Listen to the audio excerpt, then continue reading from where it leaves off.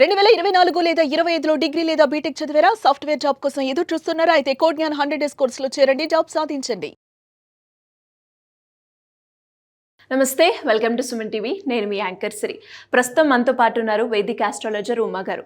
ఈ అక్టోబర్ మాసంలో 9 గ్రహాల్లో 6 గ్రహాలు మారడం వల్ల మన లైఫ్లో చాలా చేంజెస్ రాబోతున్నాయి అని చెప్తూ ఉన్నారు. అండ్ అదేవిధంగా ఈ అక్టోబర్ మాసంలో ఏ రాశుల వారికి ఎలాంటి ప్రభావం ఉంటుందో వారిని అడిగి తెలుసుకుందాం. నమస్కారం ఉమా గారు. నమస్తే అమ్మా. ముందుగా మేషరాశి వారికి ఎలా ఉండబోతుంది ఈ మాసం మొత్తం? ఎన్ని గ్రహాలు వీరికి అనుకూలిస్తున్నాయి? అండ్ అదేవిధంగా ఏ సందర్భాల్లో వీరు జాగ్రత్త పడాల్సిన అవసరం ఉందంటారు?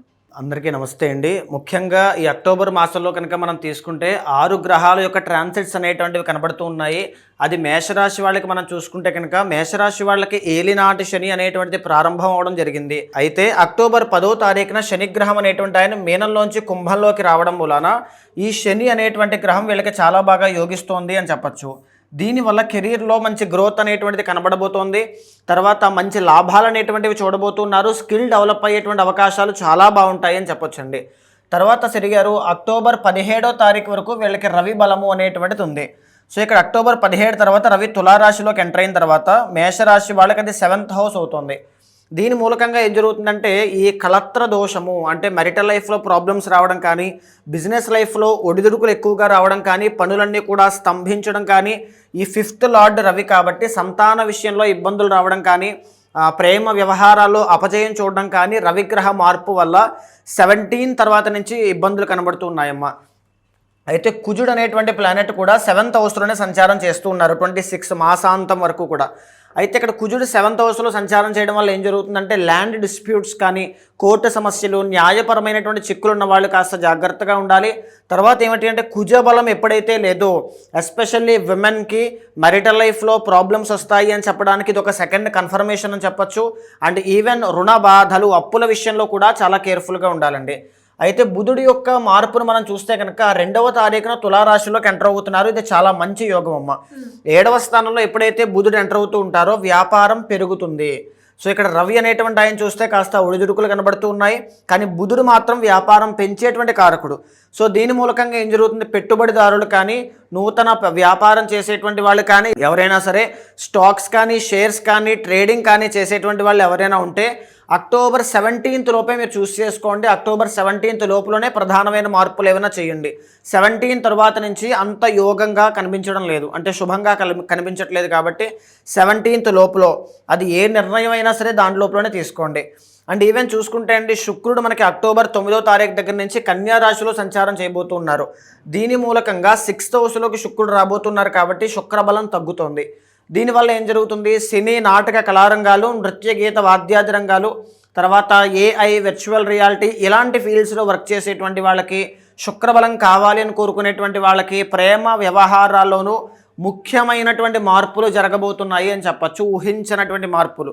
ఎందుకు అంటే ఇక్కడ 7th హౌస్లో ఈ 2 గ్రహాలు కూడా అంత యోగదాయకంగా లేవు. రవి కుజులు అంటే గొడవలకి, కలహాలకి, తగువులకి ఎప్పుడూ కూడా తావివ్వద్దో, చాలా జాగ్రత్తగా వెళ్ళండి. 6th హౌస్లో శుక్రగ్రహ సంచారం నీచ స్థితిలో కనబడుతోంది. ఎస్పెషల్లీ ఉమెన్కి గైనిక్ ఇష్యూస్ అనేటువంటివి వచ్చే అవకాశాలు ఉంటాయి. పీసీఓడి కానీ, పీసీఓఎస్ కానీ, థైరాయిడ్ ఇష్యూస్ కానీ వచ్చే అవకాశములు ఉంటాయి. కాబట్టి వేరే కేర్ఫుల్గా ఉండాలి. ఆ విషయంలో చాలా జాగ్రత్త. అండ్ ఇంకా చూస్తే మా పంచమంలో కేతుగ్రహ సంచారము, నడవడికలో, బిహేవియర్లో చేంజెస్ అనేటువంటివి రావడం కావచ్చు. ప్రేమ వ్యవహారాల్లోనూ, సంతాన విషయంలో నిరాశ, నిస్పృహలకు గురయ్యే అవకాశాలు ఎక్కువగా కనబడుతుంది. అన్నిటికంటే ముఖ్యమైనటువంటిది గురుడు కూడా ఈ మాసంలో ట్రాన్సిట్ అనేటువంటిది కనబడుతోందమ్మా.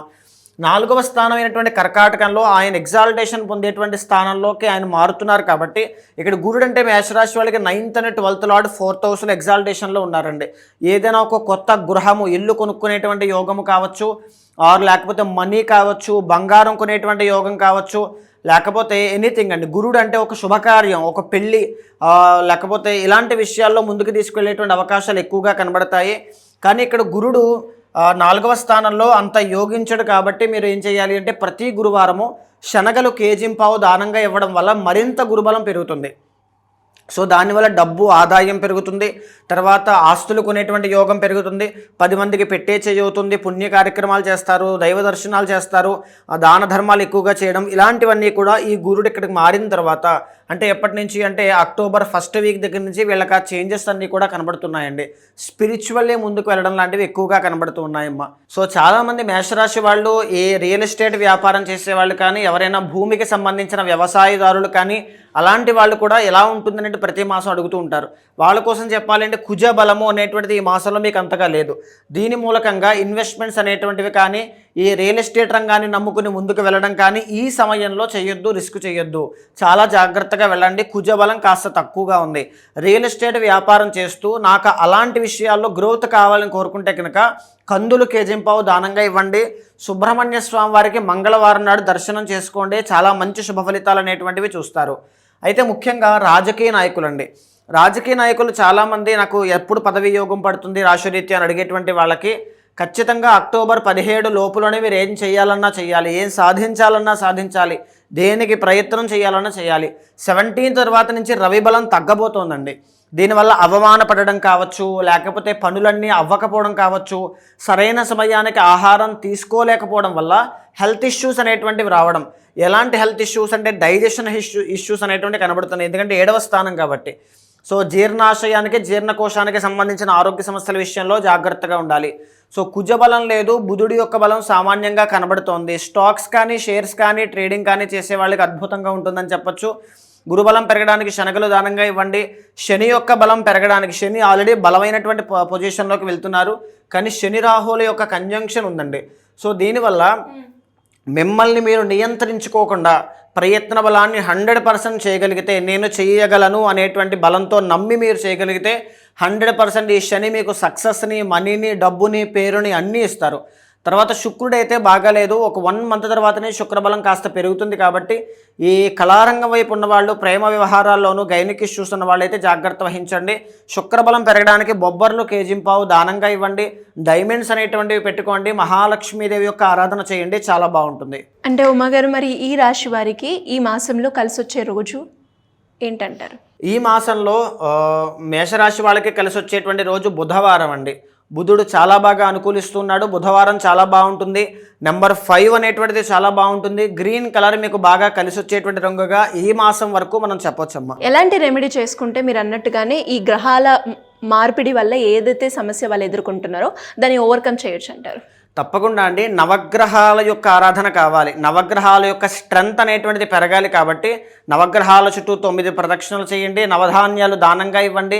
నవగ్రహ శ్లోకాలు పారాయణ చేయండి, చాలా బాగుంటుంది. ఇంకా ఎవరైనా కూడా మీ అపాయింట్మెంట్ గురించి, వాళ్ళు ఏదైతే సమస్య ఎదుర్కొంటున్నారో ఏ రాశి వారైనా కూడా మిమ్మల్ని అపాయింట్మెంట్ తీసుకోవాలి, మీ దగ్గరికి రావాలి అంటే ఏ విధంగా ఉంటుందంటారు? తప్పకుండా అమ్మ. అలాంటి వాళ్ళు ఎవరైనా ఉంటే మీకు స్క్రీన్ మీద కనిపించే నెంబర్కి కాల్ చేస్తే మా వాళ్ళు మీకు పూర్తి వివరాలు అందిస్తారు. ఓన్లీ గోచారం మాత్రమే కాదండి, పర్సనల్ చార్ట్ అనేటువంటిది ఎప్పుడు కూడా మీ కర్మకి ఒక క్లియర్ డిస్క్రిప్షన్ లాంటిది. మీకు ఏదైనా ఒక బ్లాకేజ్ ఉంది, ఒక కష్టం ఉంది అంటే దానికి కారణం ఏదో ఒక కర్మ ఆపుతూ ఉంది అని అర్థము. దానికి సంబంధించింది ఏదైనా సరే, అది గోచారం అయినా పర్సనల్ చార్ట్ అయినా, రెండింటినీ సమన్వయం చేస్తూ ఏమున్నా సరే ఒక పర్సనల్ ఆస్ట్రాలజర్లా కావచ్చు, ఒక ఫ్యామిలీ మెంబర్ లాగా, ఒక బ్రదర్ లాగా మీ వెనకాల ఉంటాను. అలా ఎవరైనా కావాలనుకుంటే మీకు కిందకి నుంచి నెంబర్కి కాల్ చేస్తే పూర్తి వివరాలు చెప్తారు. మీ జాతకం చూసిన తర్వాత ఏదైనా దోషాలుంటే శాంతి పరిహారములు ఆచరింపచేసి భగవత్ అనుగ్రహం కలిగేలా చేస్తాను. థ్యాంక్ యూ ఉమా గారు, థ్యాంక్ యూ సో మచ్. నమస్తే అమ్మా.